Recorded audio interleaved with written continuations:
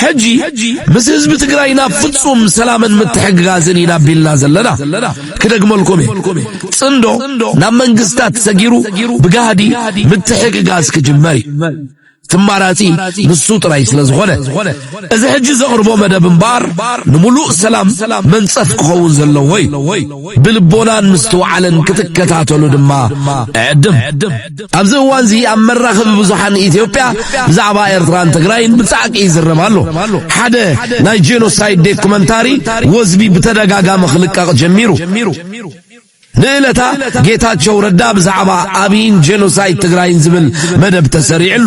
በቀጥታ በለጠ ሞላ ናይ አምሓራ ጄኖሳይድ ትግራይ አፈጺማቶ ክብል ድማ መጺው ንምንታይ ዝርእስቲ ዝሎሚ ሐመዱ ነጊፉን ላዕል መጺው ዝብል ግን አይተረኽበን አምሓራይ አነኔ ኦሮሞይ አነኔ ዝባሃሉ ዘለው ዘበነ ኤአይ ኤርትራ ትምዲ ክትብል ኔርዋ ዝብል ኢናግነሪ ስለምንታይ ኣብዚ እዋን እዚ መንድርኸሎ ንምንታይ ዕላማ ዝብሉ ቶታት ኩላትና ኤርትራውያንን ተጋሩን ኮሙን ኢትዮጵያውያን ክንሐስበሉን ነዊሕት እንታነ ኸያብና ነዚ ሕቶታት በሓንቲ ቃል ክንምልሶ ንኽእል ኢና እቲ ዕላማ ጽምዶ ንምብራስ نتصمدو العلامو انت تردينا نزي حجي بزعبا ايرتران تقراين بحفشا فزبتات ايرتران ايثيوبيان زد السقزلو خبرو مددر خلو سلمنتاي حجي نمنتاي علامة كتف عناي كألني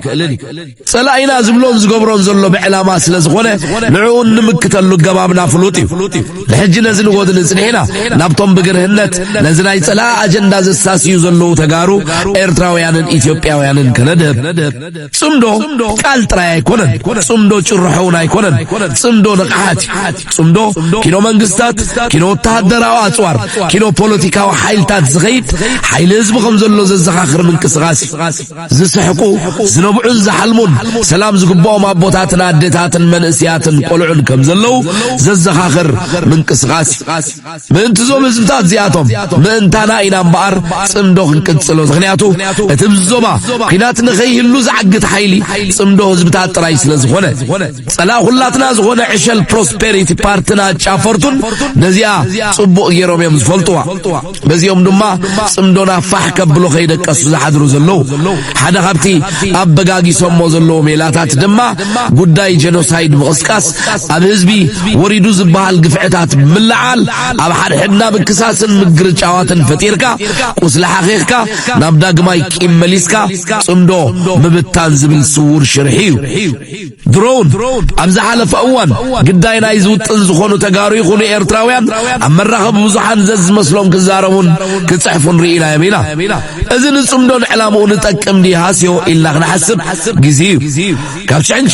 1998 ክሳብ 2022 ንዝነበረ እዋን ጥራይ ኢልና ክንዛረብ እንተኾይናውን ኣብ ልዕሊ ህዝብታት ኤርትራን ትግራይን ዝወረደ ደራዕ ብዙሕን ከቢድን እዚ ብይቕሬታ ብምጽብጻብን ብምክሓስን ክዓርፍ ከም ዘለዎ ድማ ዘማታ አይኮነን እንተኾነ ነዚ ጉዳይ ሞያውያን እዮም ክሕዝዎ ኣብቲ ዝግበኦ ጊዜ በትልክ ዓገባብ ከኣይ ክፍጸም ጽምዶ ህዝብታት ኣብቲ ዝደልደለ ደረጃ ክበጽሕን ዕላሙ ክወቅዕን ቀዳምነት ከይሃብና ናብቲ ናይ ምጽብጻብን ምክሳስን መስርሕ ክንሰግር እንተኾይና ግን ውጽኢቱ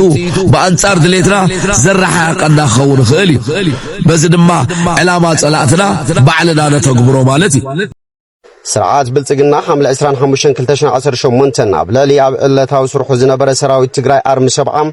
ብድሮን ሚሳኤል ታንክታትን እግረኛ ሰራዊትን ዝተሓገዘ መጥቃዕቲ ምፍጻሙ ፍልፍላት ዝሓበሩ ኮይኖም ሰራዊት ብልጽግና ኣብ ለሊ ኣብ ሸረሪና ዝነበረ ሰራዊት ትግራይ ብኸቢድ ብረት ድሮን ታንክታትን መጥቃዕቲ ከፊቱ ኣብ ከባቢ ምሳሕ ሰዓት ድማ ብእግረኛ እውን ዝተሓገዘ ውግእ ከም ዘካየደ ዝበጽሓና ጥሉል ሓበሬታ ኣመላኺቶም ሰራዊት ትግራይ ድማ ንሰዓታት ብትዕግስቲ መልስ እንተሃበ ብምጽናሕ ድሕሪ ሰዓታት ግን መልሲ ክህብ ጀሚሩ ንመድፍዕ ብመድፍዕ ንታንኪ ብታንኪ ንድሮን ድማ ብድሮን ንእግረኛውን ብእግረኛ መልሲ መሃብ ምስ ጀመረም ሰራዊት ብልጽግና ከም ቆጽሊ ክረግፍን ክሃድምን ከም ዝጀመረኦም ፍልፍላትና ሓቢሮም ፍላይ ሰራዊት ትግራይ ዝተጠቐመለን ድሮናት ኣብ ልዕሊ ሰራዊት ብልጽግና ከቢድ ክሳራ ከም ዘውረዳን ብዙሓት ሸሓት ሙታትን ቁስላትን ከም ዝገበራን ተገሊጾም ነዚ ስዒቡ ኣብ ምዕራብ ትግራይ ዝነበሩ ተስፋሕፋሕቲ ህድማን ጎንደር ከም ዝጀመሩን በዝውን ካብ ሑመራ ናብ ጎንደር ኣብ ዝግበር ህድማ ዋጋ ትራንስፖርት 10,000 ከም ዝበጽሐ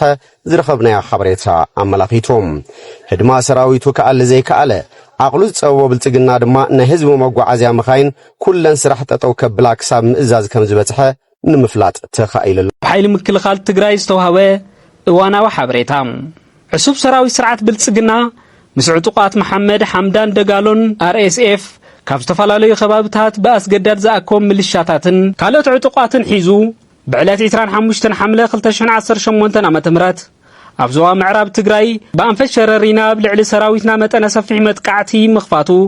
በእዋኑ ብመንግስቲ ትግራይ መግለጺ ከም ዝተዋሃበ ይዝከር ኣብቲ ቦታ ዝነበረ ሰራዊትና ነቲ በወገን ዕሱብ ሰራዊት ብልጽግና ዝተኸፍተሉ መጥቃዕትታት ብመስተንክራዊ ጅግንነትን ጽንዓትን ተዋጊኡ ብምምካት ኣብ ልዕሊቲ ዕሱብ ሰራዊትን መሻርክቱን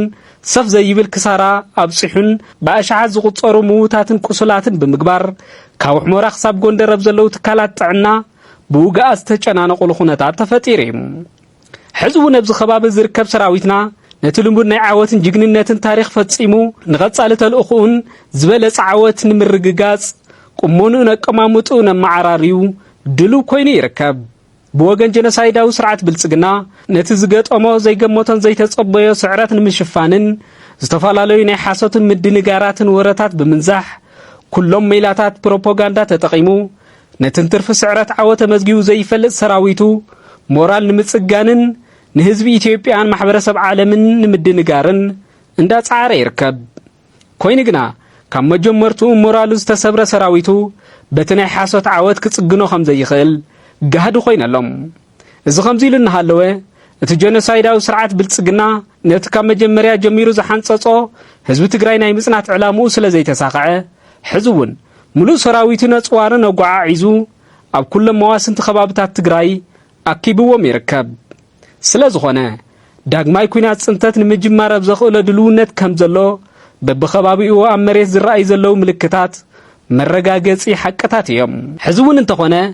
ነዝና ጀኖሳይዳዊ ስርዓት ብልጽግና ዕላማን ትልምን ከምቲ ዝሓለፈ ብናይ ህዝብናን ሰራዊትናን ጥሙር ቅልጽን መኪትና ከም ዘፍሸልናዮ ለምውን ነቲ ዳግማይ ኩናት ጽንተት ከኣቱ ዝህንደድ ዘሎ ጀኖሳይዳዊ ስርዓት ብልጽግና ዕላምኡ ንምብርዓን መላእ ህዝብናን ሰራዊት ትግራይን ኣብ ዝለዓለ ሞራልን ድልውነትን ከም ዘሎ ጥራሕ ዘይኮነስ ከምቲ ልሙድ ነቲ ዕሱብ ሰራዊት ስርዓት ብልጽግና ብጅግንነትን ብጽንዓትን ብምድምሳስ ባህግን ድልየትን ኩሎም ደመኛታት ጸላእቶም ኪኑ ህልውኑ ከም ዘረጋግጽ ንፈታውን ጸላእን ክነፍልጥ ንፈቱ ዘበት ንብሔራዊ ጽንታት ክብርን ሞገስን ንሰማዕታትና ካብ ማእኸል መራርሓ